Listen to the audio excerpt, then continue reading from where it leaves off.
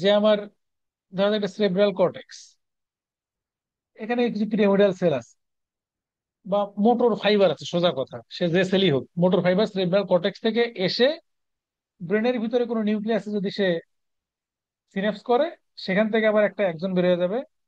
তাহলে এটা হচ্ছে আপার মোটর, এটা লোয়ার মোটর। অথবা এই পিরামিডাল সেলই ব্রেন পার হয়ে স্পাইনাল কর্ড লেভেলে এসে কোথাও একটা মোটর, সেকেন্ড একটা মোটর নিউরনের সাথে সিনাপস করছে, সেই মোটর নিউরনের একজন বের হয়ে গেছে।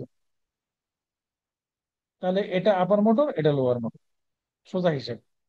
এখন এই যে ব্রেন থেকে পিরামিডাল সেল হয়ে এসে স্পাইনাল কর্ড লেভেলে সে সিনাপস করলো, করে সাধারণত অ্যান্টেরিয়র হর্ন সেলের সাথে।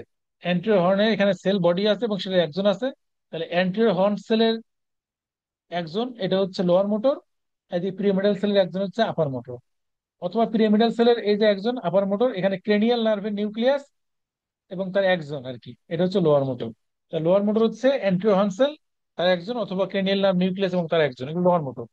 আপার মোটর হচ্ছে পিরামিডাল সেলই মেইনলি। আচ্ছা, তারপর হচ্ছে এখন এই যে সেরেব্রাল কর্টেক্স থেকে স্পাইনাল কর্ড পর্যন্ত যে একটা ফাইবার আসলো, এটাকে আমরা কি নাম দিতে পারি? কর্টেক্স থেকে স্পাইনাল পর্যন্ত আসছে, নাম কি দেওয়া যায়? ধর ঢাকা থেকে রংপুর, তাহলে আমরা বলতাম ঢাকা রংপুর রুট, ঢাকা রংপুর হাইওয়ে, এরকমই তো বলি। তাহলে কর্টেক্স থেকে স্পাইনাল, তাহলে এই এটা ট্র্যাক্টের নাম কি দেওয়া যায়?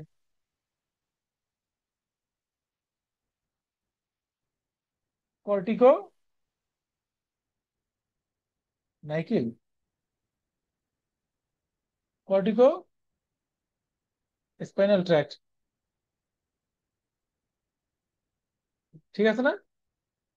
সেরেব্রাল কর্টেক্স থেকে স্পাইনাল কর্ড পর্যন্ত আসছে, তাহলে নাম কি হবে? Cortico spinal tract. ঠিক আছে নাকি নাই?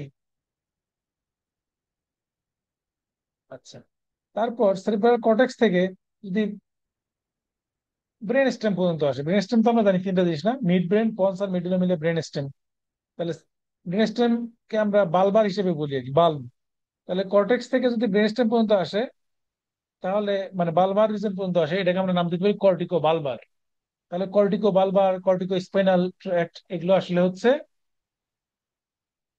এই আপার মোটর নিউরন। তাহলে আহ আর ট্র্যাক্ট কি আমরা তো জানি না, যে collection of axon within the CNS, এগুলো হচ্ছে ট্র্যাক্ট, মানে হোয়াইট ম্যাটার আর কি। তার মধ্যে ট্র্যাক্ট আছে, অ্যাসোসিয়েশন ফাইবার, কমিশন ফাইবার আছে। তাহলে এগুলো আমরা, এখন যেটা আমি বলতে চাচ্ছি সেটা হচ্ছে, তাহলে আবার মোটর নিউরন আমরা বুঝলাম।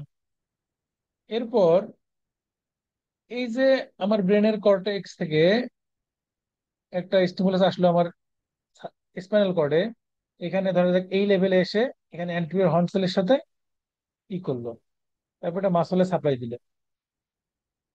এখন এই আপার মোটর নিউরন লোয়ার মোটরের উপর একটা সাধারণত ইনহিবিটরি কন্ট্রোল আছে। এমন না যে সে ইনহিবিট করে, আপার মোটর কিন্তু লোয়ার মোটর নিউরনের কাজকে ফ্যাসিলিটেট করে। মানে আপার মোটর দিয়ে সিগন্যাল এসে লোয়ার মোটর সিগন্যাল গিয়ে মাসল কন্ট্রাকশন করতে পারে, এগুলো করে। কিন্তু তারপরে কন্টিনিউয়াসলি সেটা ইনহিবিটরি সিগন্যালের উপর রাখে। এখন যদি কারো আপার মোটর নিউরন ট্র্যাক্ট কেটে যায়, ধ্বংস হয়ে যায় যে কোনো কারণে, ধরা যাক স্ট্রোক হয়েছে, তার আপার মোটর নিউরন শেষ হয়ে গেছে, এই জায়গায় লস্ট হয়ে গেছে, তাহলে এই ইনহিবিটরি সিগন্যালটা থাকে না।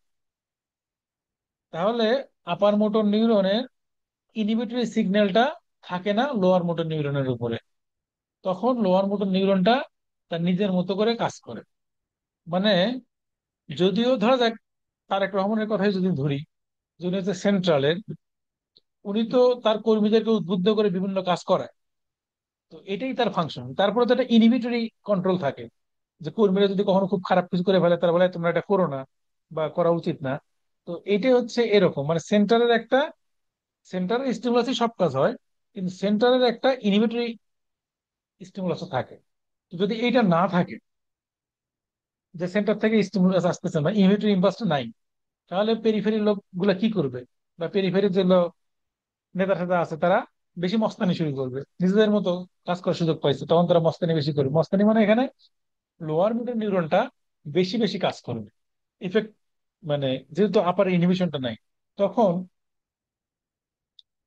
লোয়ার মোটরটা কি করবে, সে তার কাজ করবে আর কি।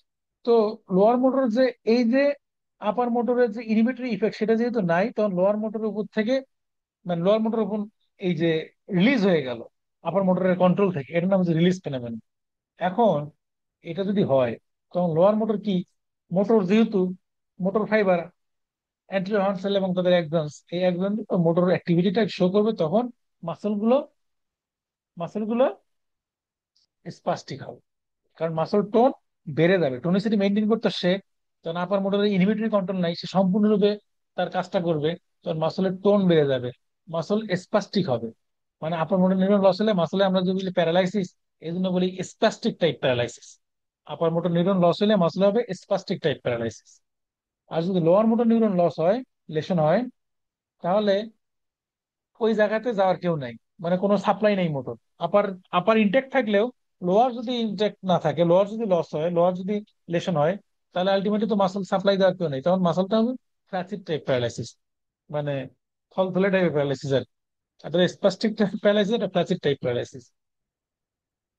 তাহলে এখন এখান থেকে আমরা কি কি আর করবো, সেটা হচ্ছে যে যদি আপার মোটর নিউরন লেশন হয়, আচ্ছা এটা আমরা একটা ছবি দেখাই আসলে এখানে এক জায়গায়।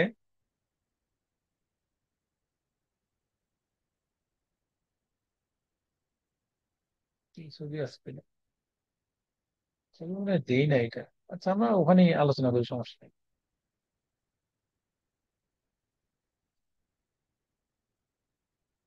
যেটা বলতেছিলাম যে আপার মোটর নিউরন, তাহলে আমার ব্রেনের থেকে, সেরিব্রাল কর্টেক্স থেকে একটা ইম্পালস আসছে আমার স্পাইনাল কর্ডে। এখানে আমার অ্যান্টেরিয়র হর্ন সেল আছে, সে মাসলে স্টিমুলাস দিচ্ছে। এখন একটু আগে যে আমরা এটা দেখলাম যে মাসল যখন আমরা স্ট্রেস করি, হ্যামার দিয়ে যখন বাড়ি দেই, স্ট্রেস করি, স্টিমুলাসটা যায় হচ্ছে সেন্সরি নিউরন দিয়ে, তারপর সেটা আপার মোটর নিউরনের সাথে সিনাপস আছে, সে স্টিমুলাস পাঠায়, তারপর মাসল কন্ট্রাকশন হয়। এখন এই ঘটনাটা, এটা একটা ডিপ রিফ্লেক্স, একটু আগে আমরা বললাম যে সুপারফিশিয়াল রিফ্লেক্স আর ডিপ রিফ্লেক্স। তো যখন আমার এই যে আপার মোটরের ইনহিবিটরি ইম্পালসটা নাই, নিজ দ্বারা আমরা বলেছিলাম একটা মনোসিন্যাপটিক রিফ্লেক্স, মানে হচ্ছে দেখেন এই যে সেন্সরি গেছে, সেন্সরি ইম্পালস গেছে, মোটরের সাথে কানেক্ট করে মোটরটা চলে আসছে।